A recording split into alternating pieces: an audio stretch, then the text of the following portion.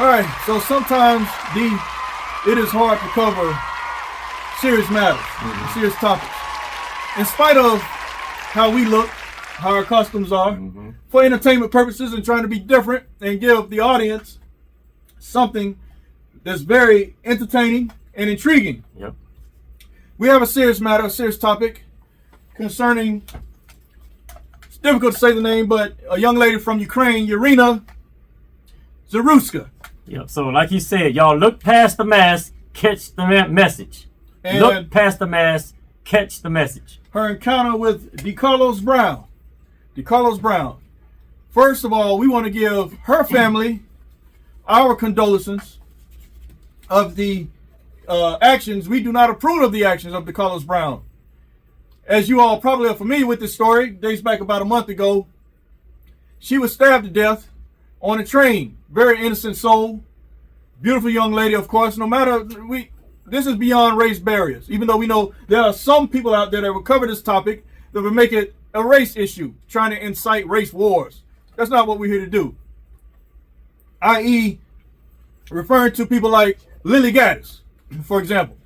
She liked to focus on the fact that, yes, this was a black man that stabbed a white young lady from Ukraine.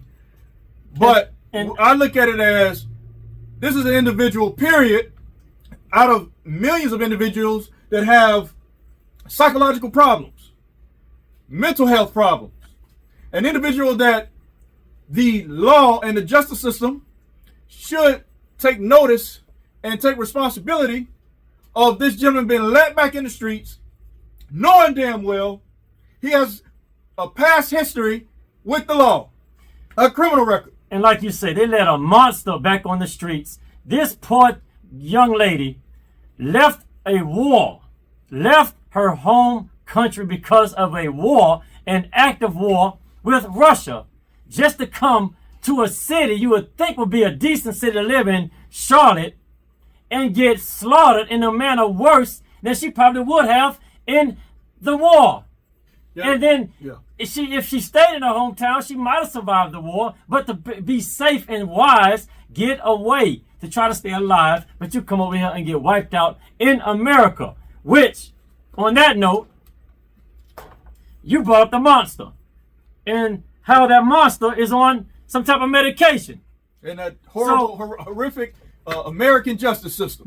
Thank you. The horrific American justice system who let a known documented criminal, a documented, confirmed psychopath or mentally ill, schizophrenic, or whatever he was deemed to be, you let him back on the streets amongst society. So what the top piece says it all to the system. My top piece, or what's added to the top piece, says everything about the system. All who were involved in allowing that monster to be free, a proven criminal and a monster to be put back in society to do the most heinous to the most innocent.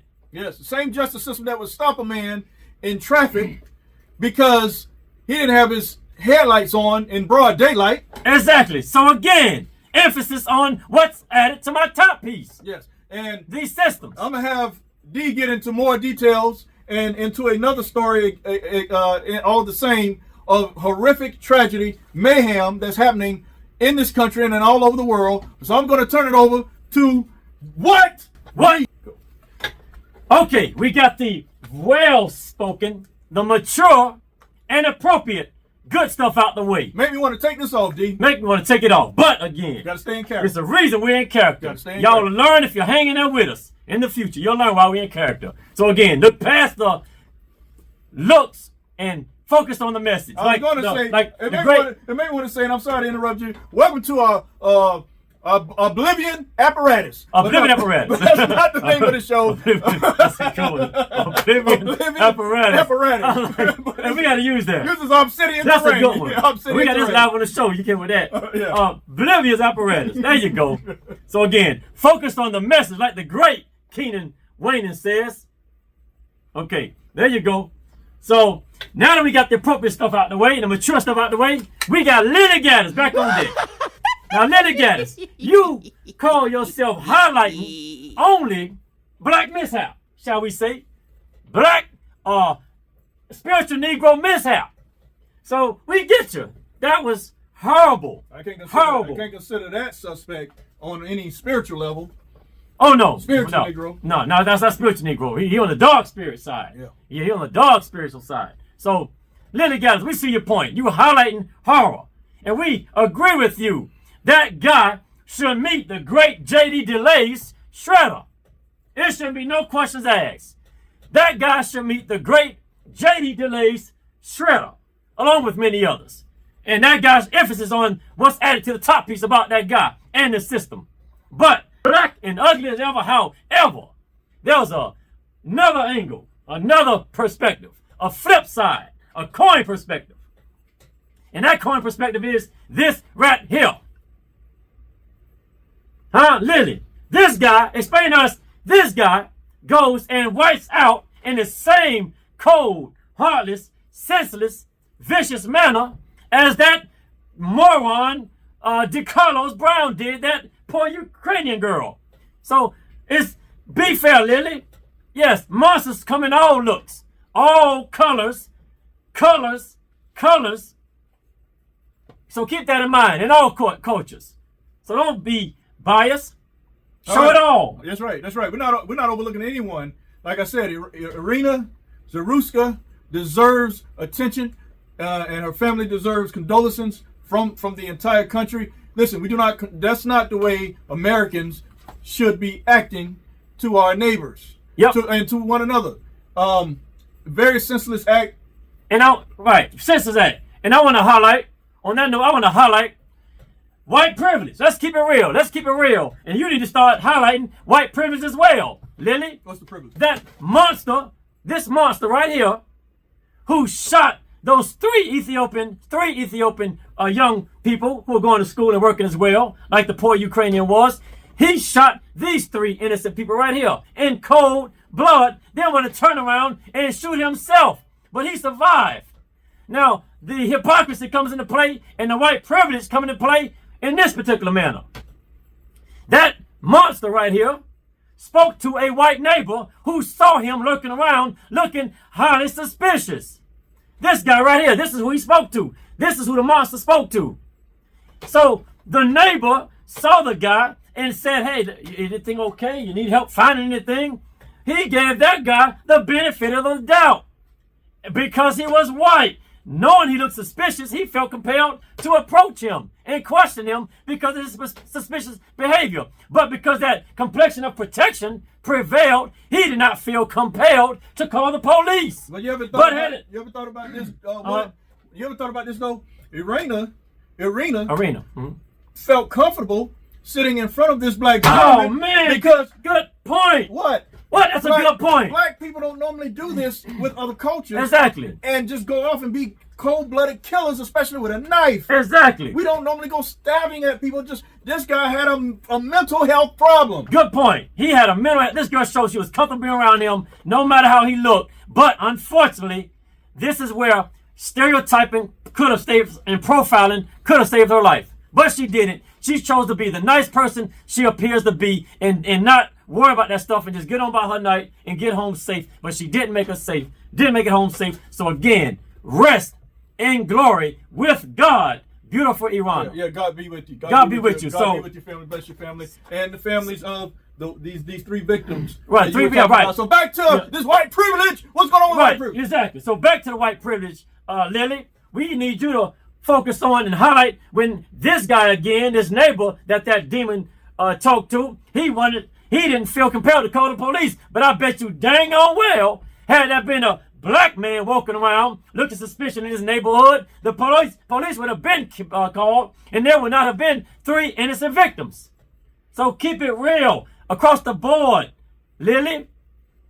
So on that note, I have let me show you the picture. So on that note, of all the blue and all the red folks in the system, whether you are out there giving out medicine, being cops, lawyers, counsel, whoever, y'all choose to just let monsters, despite the obvious warnings, despite the posted comments on social media that they showing they are animals, monsters waiting to do wrong, and you still allow monsters to circulate among society and wreak havoc on the most innocent, undeserving people. So all of y'all get it. Right,